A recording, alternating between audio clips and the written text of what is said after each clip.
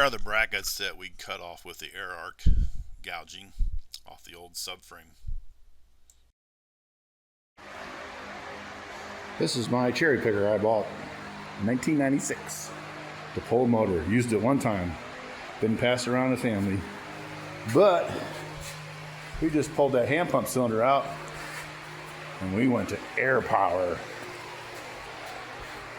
So now instead of cranking, you just press the button.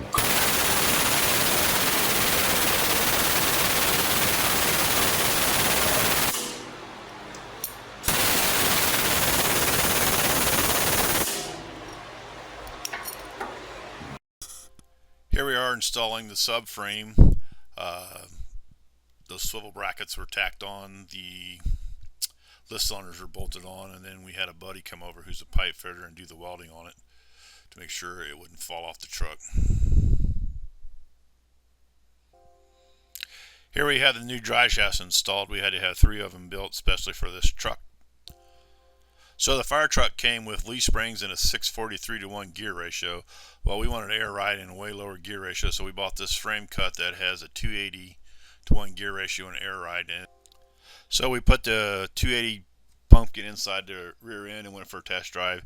And at idle, it would spin the tires in the stones. Pretty cool. So here you can see those swivel brackets welded in.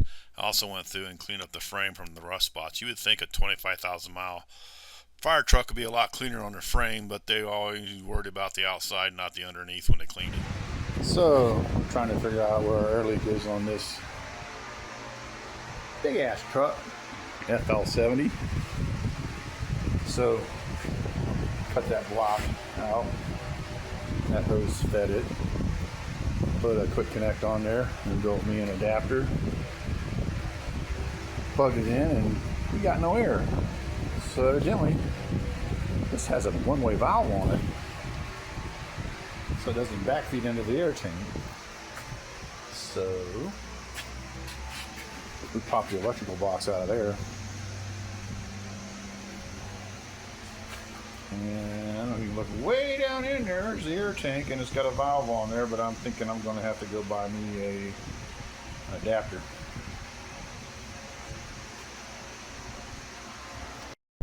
So here we have the stock Firetruck rear end. Look at that nasty fluid. It looks like poop.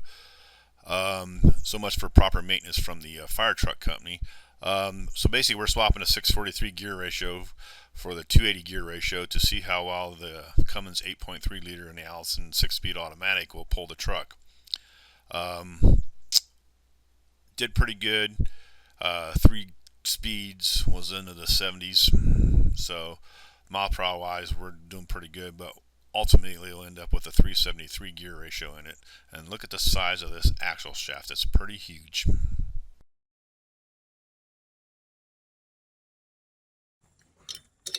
I'll pull your pinion flange off your axle.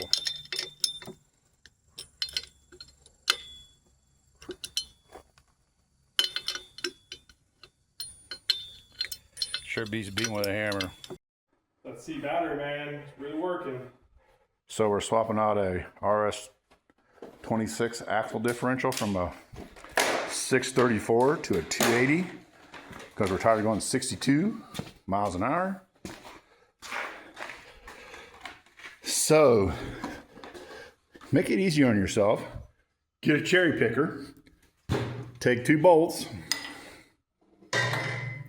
Cut the heads off. They don't just fall. Take out that nut or that nut. Same on each side. Put your bolt in there. Now you have something to slide the diff out of.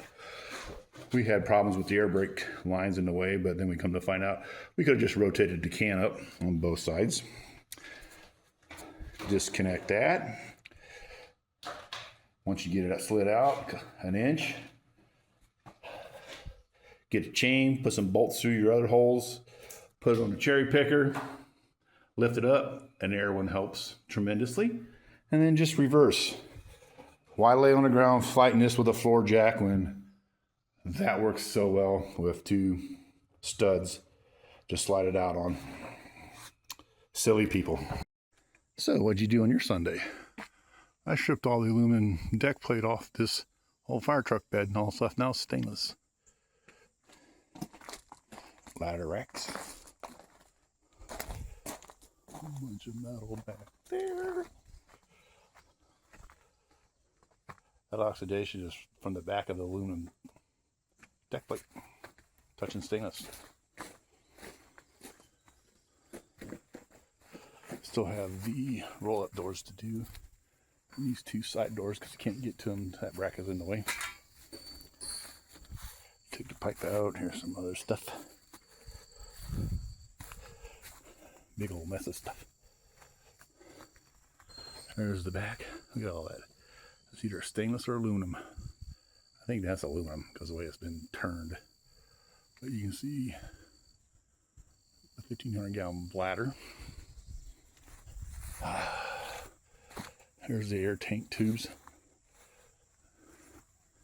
There's the one on top of the roof. And that's the deck plate that sits on top of the bladder to keep it secure. That big aluminum, we already done that one.